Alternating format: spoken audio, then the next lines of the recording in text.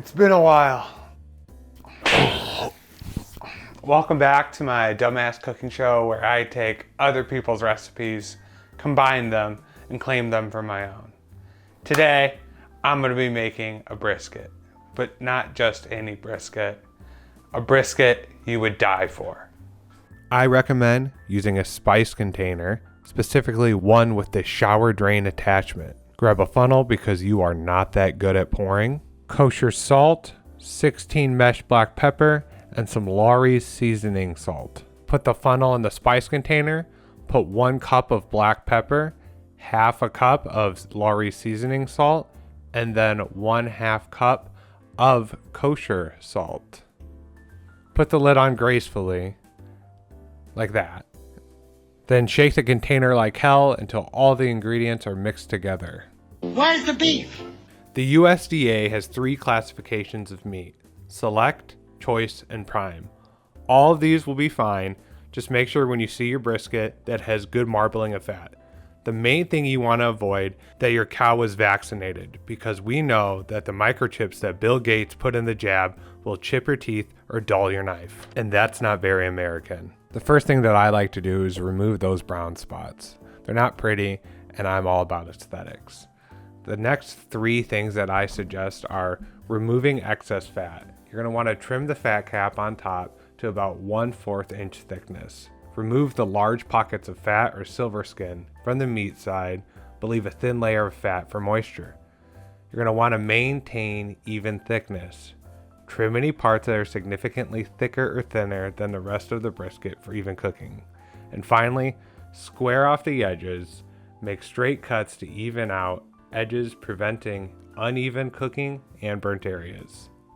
Another reason that you trim your brisket is you want it to be as aerodynamic as possible in the smoker. You want smoke to reach over all parts of the brisket without it getting caught up anywhere and making hot spots. Do a barrel roll. Don't stress too much about aerodynamics. If you do want a good comparison, drive in your 1/16 size Jeep Cherokee, run the air simulation test in your kitchen, and as you can see, our brisket is much more aerodynamic than the Jeep Cherokee, so we should be fine. When seasoning my briskets, I like to do the lean side up first because I cook fat side up.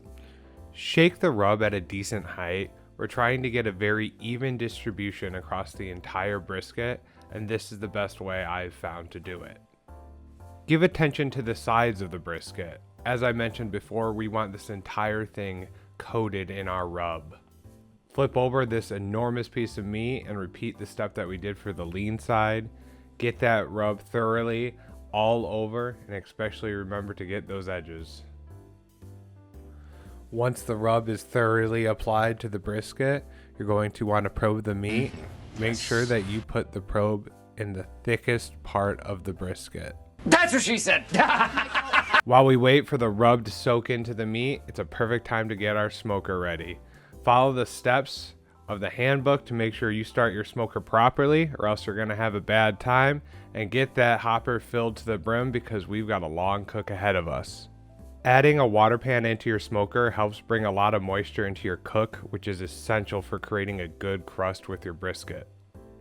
I have my smoker set at 225 degrees Fahrenheit, and I leave it in there for 3 hours without opening the lid. With just 3 hours to spare, we have enough time to make our spray.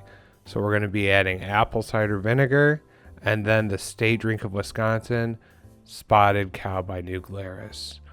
After 3 hours, our brisket's starting to get a little dry, so we need to open up that lid and give it a spray of our apple cider vinegar and beer mixture. We are going to continue to spray our brisket every hour after that, and we can bump our temperature to 250 degrees. Since we cooked a temp, we will be waiting until the internal temperature hits 165 degrees. In my experience with pellet grills, I normally shoot for 175 or 185 degrees for the best bark possible. This is what will separate your brisket from everyone else's: Wagyu tallow. Get yourself some butcher paper and spread the tallow all over it. I melted mine beforehand, even smoked it, and then just dumped it all over.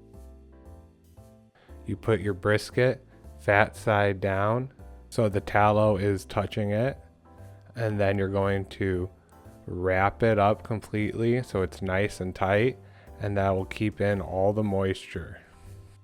Make sure to take your time on this part because having a leak or a crack in it will be a big mess. So again, nice and tight and slow. Because the brisket is wrapped, no more smoke will be going onto it, so I move it into my oven inside.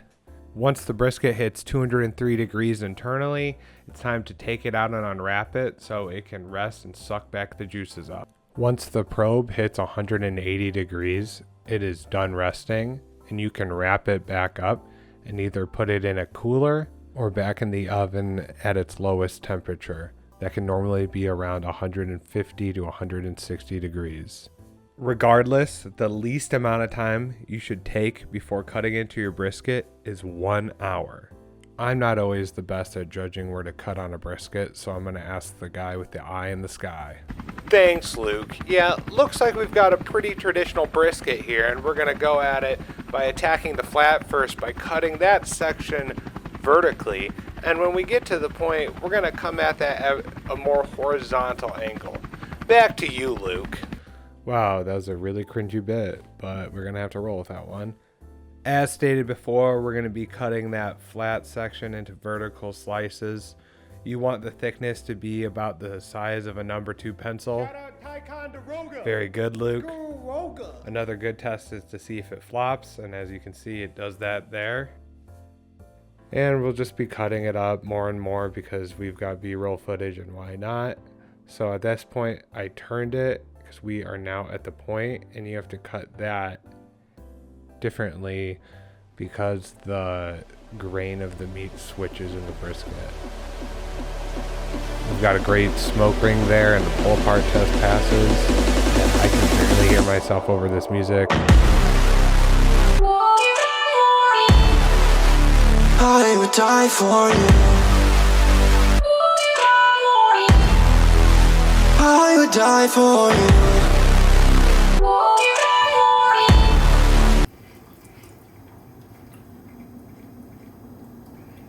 Yeah, it's to die for.